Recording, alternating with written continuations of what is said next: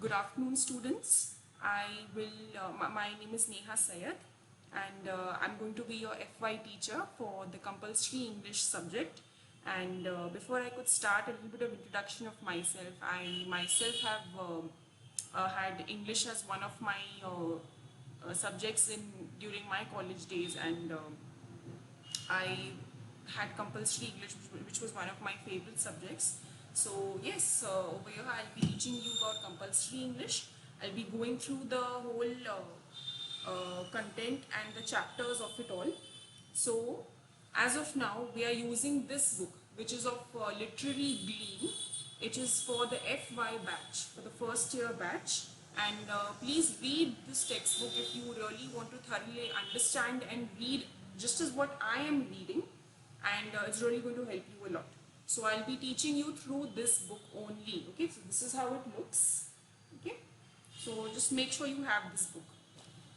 Okay, now before we could start, you have to understand that English as a subject itself is a very irregular language. It's not just a subject, it's a language. We speak about it, we use it in our daily words, we use it in our daily lives. So it's very important to understand it's a very irregular language. You have to know the grammar, you have to know its vocabulary, you have to know everything that comes with it as a subject and as a language. So before I could start off with this compulsory English class, I would like to introduce you to the topic, which is it's of R.K. Narayan's, and the lesson over here. This is the full name of the author, Rasipuram Krishna Swami Iyer, Narayan Swami, which is short for R.K. Narayan. This is the author, and yes, this is a little bit about the author. So I hope most of you know who he is, because he is the one who shaped our childhood. He is the author of Malgudi Days. Malgudi Days is an imaginary town set up by him, introduced by him to us, and just so you know, on a very short note, you might have seen Malgudi Days. It was one of the most famous short stories and narratives introduced by him and written by him as well. So you can find them on YouTube as well. If you really want to be mesmerized by his work, you can find it on YouTube. You can watch it. Okay, and yes, a little bit about him, R.K. Narayan. Just so you know, this is a text I have chosen from someplace else, but the chapter is the same. It's the same as what you find in this, but just the starting text is a little bit different. But please, it's sheer I really want each and every one of you to read from this book. This is the one. This is the textbook. This is your textbook. Okay. So a little bit about the author. R.K. Narayan was born in Chennai, India on October 10th. He was a third of 8 surviving children to his father, provincial headmaster, and mother. Okay, not necessary to read all of this, but just a little bit of just a gleam into his, just a look into his life. So the novel. Let's get back to his work. The Guide, The Financial Expert, Mr. Sampath, The Dark Room, The English Teacher, A Tiger for Malgudi. Okay, and also Swami and His Friends, Malgudi Days. It's not written over here, but it was one of his works. So yes, this is some of the some of the words about the author. Okay, now we will get back to the story. It's a story that we'll be reading. Let me just get to the. Yes, it's known as Engine Trouble. So our topic today will be Engine Trouble. Okay, just start reading the chapter. There came down to our town some years ago, said the talkative man, a showman owning an institution called the Gaiety Land. Overnight, our Gymkhana grounds became resplendent with banners and streamers and colored lamps. So, the narrator over here is who the story is based on. Okay, get this straight, that the narrator is the person who is just saying what all has happened and what all is going to happen with him in this story. So he's a very talkative man, and in his institution called the Gaiety Land, overnight a gymkhana grounds were resplendent with banners and streamers and colored lamps. So the whole gymkhana ground, the whole field was covered with banners and streamers. So it's more like a mela. You might have seen when there's a big show going on. They put up stalls, and it's like a fete. Okay. From all over the district, crowds poured into the show. Within a week of opening, in gate money alone, they collected nearly 500 rupees a day. Gaiety Land provided us with all sorts of fun and gambling and side shows. For a couple of annas in each booth, we could watch anything from performing parrots to crack motorcycles looping the loop in the Dome of Death.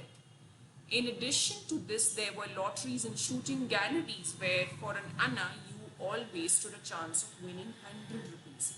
Now, you have to remember this is a anna was the South Indian currency of that time. Maybe this is the rupee that he has mentioned over here. Okay, it's like 1 rupee or something like that, but it has a monetary meaning behind it. It's about the money. Okay, so at this fete, you could see so many shows around you happening, like how to, like motorcyclists looping the loop in the Dome of Death, or you could see performing parrots. There's a little bit of a play going on, there's a little bit of show going on, so it's just like a fun fete. Okay, there was a particular corner of the show which was in great favor. That means people wanted to go more towards that show over there that was happening. It means it was in great favor, much liked. Here, for a ticket costing 8 annas, you stood a chance of acquiring a variety of articles: pin cushions, sewing machines, cameras, or even a road engine. One evening, they drew a ticket number 1005 or 1005, and I happened to own the other half of the ticket. Glancing down the list of articles, they declared that I am the owner of the road engine. Don't ask me how a road engine came to be included among the prizes. It is more that I can tell you.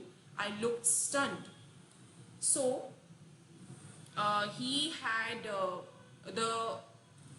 the show which was much favored by the masses, who always went there to have a look. The narrator also went over there, got a ticket, and he won a road engine. Okay, so yes, a road engine is something very big. Okay, it's like a road roller. So this is what he won, and he was quite stunned. I mean, of course, anyone would be stunned to win a road engine. People gathered around and gazed at me as if I was some curious animal. Fancy anyone becoming the owner of a road engine? Some persons muttered and giggled. So people were kind of making fun of him that, oh, he's won a road engine, what is he going to do with it? So fancy anyone becoming the owner of a road engine means would you like to become, in other words. Okay. It was not the sort of prize one could carry home at short notice. Of course, a road engine, you may know, or you can just search up on how it looks. It's so big, you can't just carry it home and take it with you, and especially not that very minute that he's won the prize. I asked the showman if he would help me to transport it, or take it somewhere else. He merely pointed at a notice which decreed that all winners should remove the prizes immediately on drawing and by their own effort. However, they had to make an exception in my case. Of course, why do you think that they made an exception in his case? Because a road roller or a road engine is so huge in size that he will have to take some time to take it out as a prize for himself. He can't just, immediately, although the rule was such that you have to immediately take it out, but he can't because the road engine is so big. Okay. However, they had to make an exception in my case. They agreed to they agreed to keep the engine on the Gymkhana grounds till the end of their season, and then I have to make my own arrangements to take it out. So still the season of the whole show is going on, of the show of the Gaiety Land is going on. They'll keep the engine over there. Afterwards, after the whole show is over, of Gaiety Land is over, it is the narrator's business, or it is his responsibility to take care of the engine, the road roller.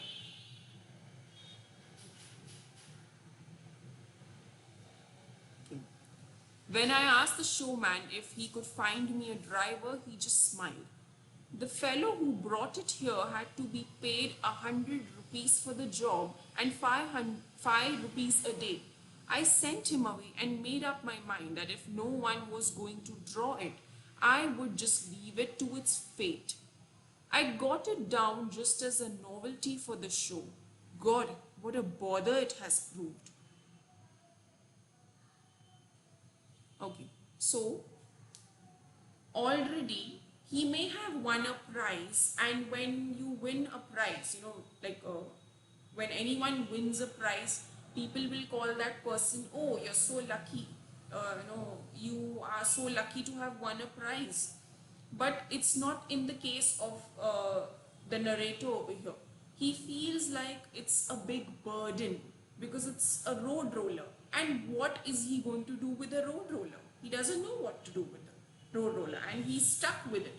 He's supposed to take it, it's become his responsibility. He doesn't want it, which is why it has become a bother for him. Okay, so this is how he's trying to do away with the bothersome object. Can't I sell it to some municipality? I asked innocently. He burst into a laugh. As a showman, I have enough troubles with municipal people. I would rather keep out of their way. So one person has denied to help him. My friends and well-wishers poured in to congratulate me on my latest acquisition. Acquisition means something that you acquire, something that you got. No one knew precisely how much a road engine would fetch. All the same, they felt that there was a lot of money in it. Even if you sell it as scrap iron, you can make a few thousands, some of my friends declared. Every day I made a trip to the Gymkhana grounds to have a look at my engine. I grew very fond of it. I loved its shining brass parts. I stood near it and patted it affectionately, hovered about it, and returned home every day only at the close of the show. I was a poor man. I thought that after all my troubles were coming to an end, how ignorant are we? How little did I guess that my troubles had just begun. Now, it's quite clear that he may have grown close to the road engine. He may have grown close to the prize that he won, which is the road engine and the road roller. But you don't know what is coming, what your life has in the coming days.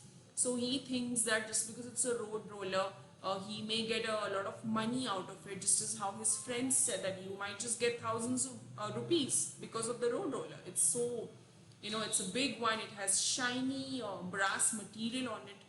So he grows close to it, but he's a little bit arrogant. He's a little bit ignorant. Ignorant is where you don't know much. How little did I guess that my troubles had just begun. So this was just the tip of the iceberg. He is yet to realize how much of trouble this road engine is going to get to him. When the showman took down his boots and packed up, I received a notice from the municipality to attend to my road engine. When I went there next day, it took forlorn with no one about. The ground was littered with torn streamers and paper decorations, and the showman had moved on. leaving the engine where it stood. It was perfectly safe anywhere. Now, the whole Gatelyland show is over. So, what was the first thing that the narrator is supposed to do? He's supposed to take away his road engine when the show gets over, when everybody packs up and leaves. And it was just a 1 year affair, that's it. Okay, it was just an annual affair of the Gatelyland. But then afterwards, everyone was just supposed to leave. Okay, but now that everyone has left, the narrator has to take care of the engine just as he was told to. He was told to take care of it or do away with it or take it with him. So now where he's going to take it is the big trouble for him. I received a notice from the municipality. Yes. So he received a notice from the municipality that you have to attend to your road engine. You have to come take responsibility for it. I left it alone for a few days, not knowing what to do with it. I received a notice from the municipality ordering that the engine should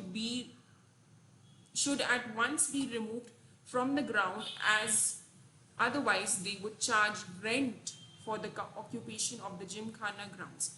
Of course, nobody is just going to let you, keep something on their property without charging you a penny. So that is why the municipality has now said to the narrator that if you want to keep this road engine over here, or till the time that you have kept the road engine over here, you have to give us money, you have to pay rent for using our land to keep your object. After a deep thought, I consented to pay the rent. He agreed to pay, the narrator agreed to pay the rent. And I paid 10 rupees a month for the next 3 months. Dear sirs, I was a poor man. Even the house which I had my wife occupied cost me only 4 rupees a month. And fancy my paying 10 rupees a month for the road engine.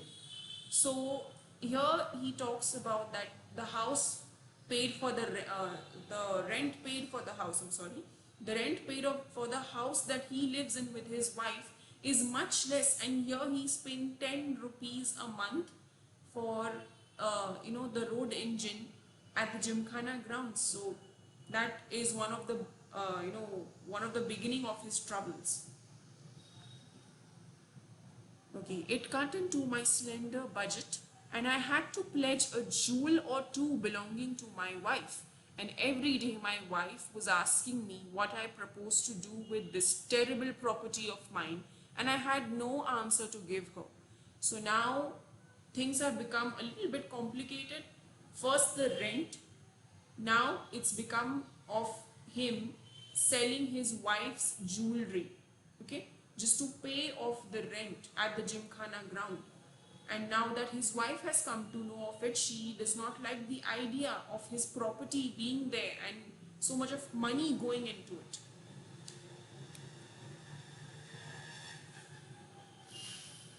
And every day my wife was asking me what I proposed to do with this terrible property of mine, and I had no answer to give her.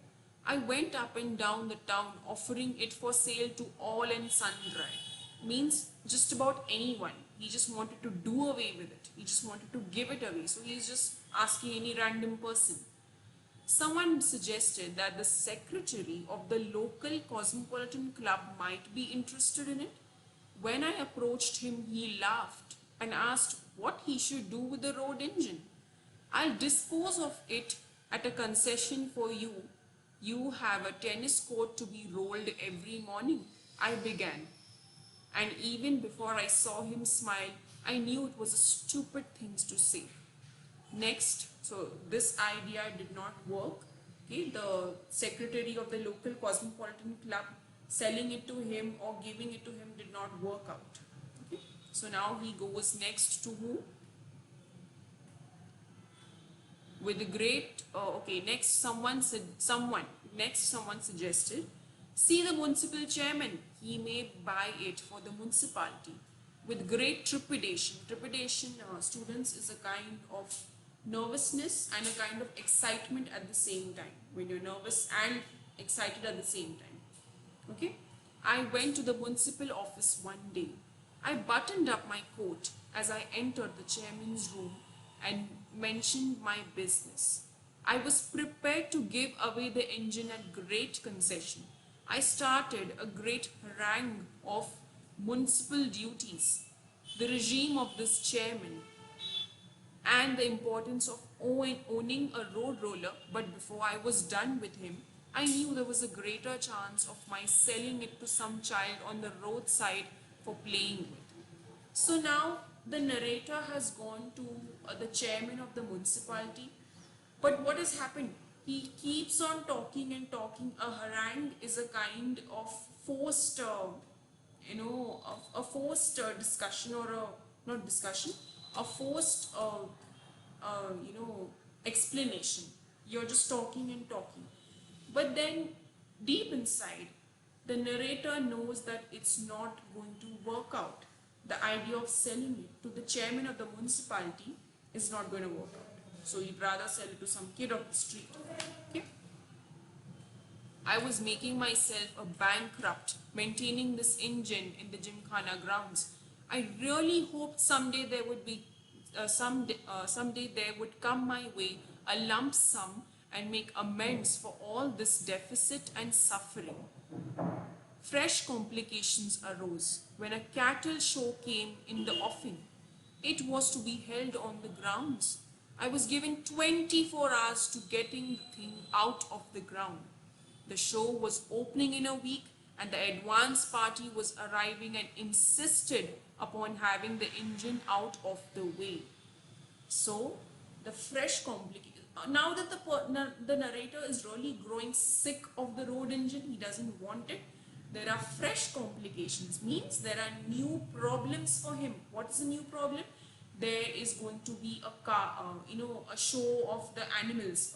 The cow show is going to go on. In certain villages, they have these cow races or horse races, So here, in this case, there was going to be a cow show going on. So the people that were arranging the show wanted the road engine that was creating a lot of disturbance and taking a lot of space, okay, on the field of the Gymkhana ground. They wanted it to be taken away and not be over there at the premises, because they wanted to arrange the show in a perfect manner. Okay. I became desperate. There was not a single person for 50 miles around who knew anything about the road engine. I begged and cringed every passing bus driver to help me, but without use. So all of his crying and begging did not come of any use. Okay. I even approached the station master to put it in a word with the mail engine driver. But the engine driver pointed out that he had his own locomotive to mind and couldn't think of jumping off at a wayside station for anybody's sake. Meanwhile, the municipality was pressing me to clear out. I thought it over. I saw the priest of the local temple and managed to gain his sympathy. He offered me the services of his temple elephant. I also engaged 50 coolies to push the engine from behind. You may be sure this drained all my resources. So, the narrator has already become bankrupt. He has no money. Okay? Or you can just say he's close to becoming bankrupt. Okay? So now he's crying to in one case he's crying to a locomotive, a person who deals with road engines, but the person is saying, I'm not going to do this work for you. I have my own locomotives. I have my own equipment to look after. Okay. So now he goes to a priest and he just talks about his problem, and the priest has a little bit of sympathy, a little bit of mercy for the narrator. Okay. So, but now what he has to do is that he has to hire an elephant and workers to push away the road engine, which again is going to cost a lot of money. The coolies wanted eight annas per head, and the temple elephant cost me 7 rupees a day. and I had to give it one feed. My plan was to take the engine out of the gymkhana and then down to the road to a field a furlong off. The field was owned by a friend. He would not mind if I kept the engine there for a couple of months. Then I could go to Madras and find a customer for it. So, even if the narrator over here is facing so many problems in his life because of the road engine, you can see that he is trying his level best to bring out a solution, which is why he's thinking so much. He's having his critical way of thinking. He's applying his thought process on how to effectively remove it. Yes, it is costing a lot of money, but what can we do over here? What can the narrator do? He has to take it off.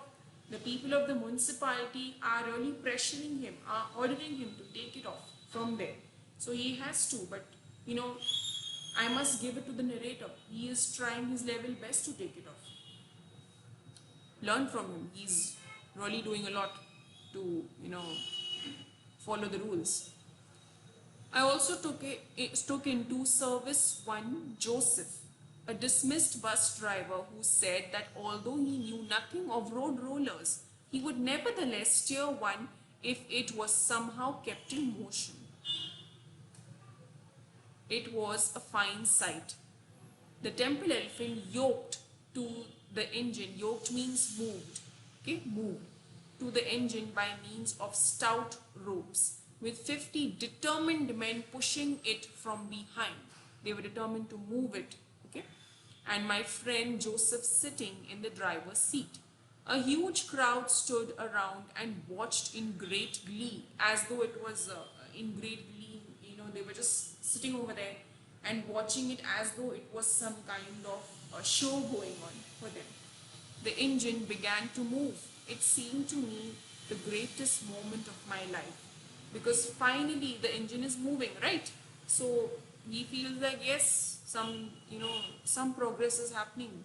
So when it came out of the gymkhana and reached the road, it began to behave in a strange manner. Instead of going straight down the road, it showed a tendency to wobble and move zigzag. Zigzag means to just go, a crooked way. The elephant dragged it one way. Joseph turned the wheel for all he was worth, without any idea of where he's going, and 50 men behind it clung to it in every possible manner and pushed it just where they liked. So there's a whole confusion going on over here, just because the road engine is moving in a very confused manner, in a strange manner. Okay. As a result of all this confused dragging, the engine ran straight into the opposite compound wall and reduced a good length of it to powder. So now the road roller or the road engine crashed into a wall and has destroyed the wall. Okay, another complication for the narrator. So yes, as a result of all this confusion, okay, straight into the opposite compound wall and reduced a good length of it to powder.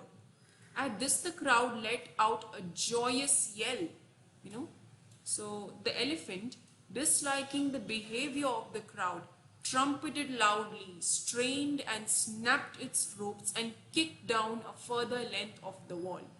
The 50 men fled in panic. The crowd created a pandemonium. Okay, pandemonium is a kind of confusion and just chaos, full chaos. Someone slapped me in the face. It was the owner of the compound wall. The police came on the scene and marched me off. So this day is so bad for the narrator. Although the road engine is being moved out, but students, you can see the fresh complications coming again and again towards him.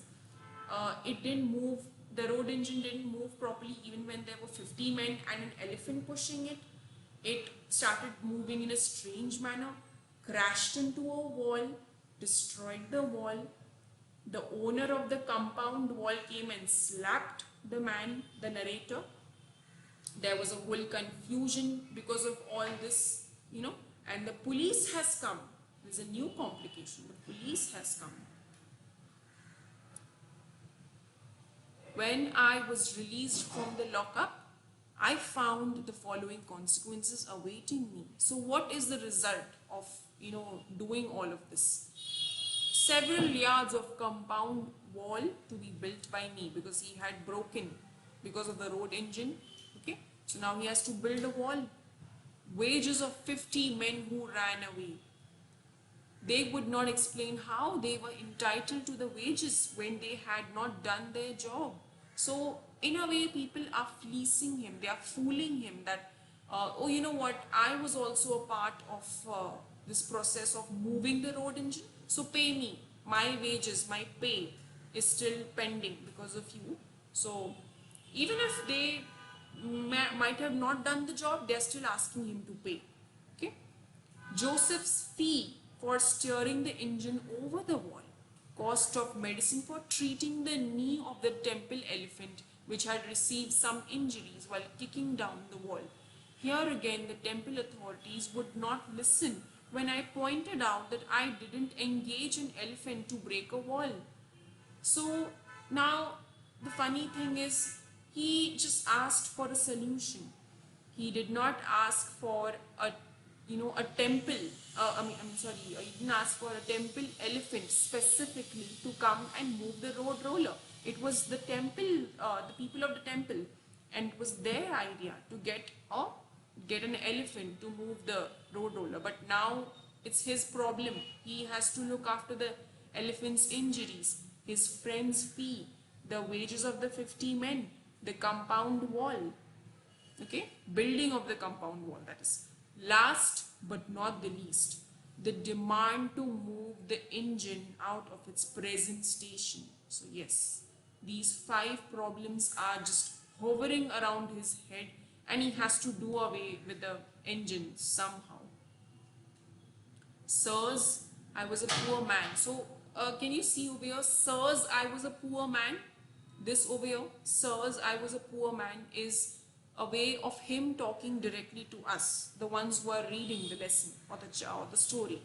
Sirs, I was a poor man. I really could not find any means of paying his bills. When I went home, my wife asked, "What is this I hear about you everywhere?"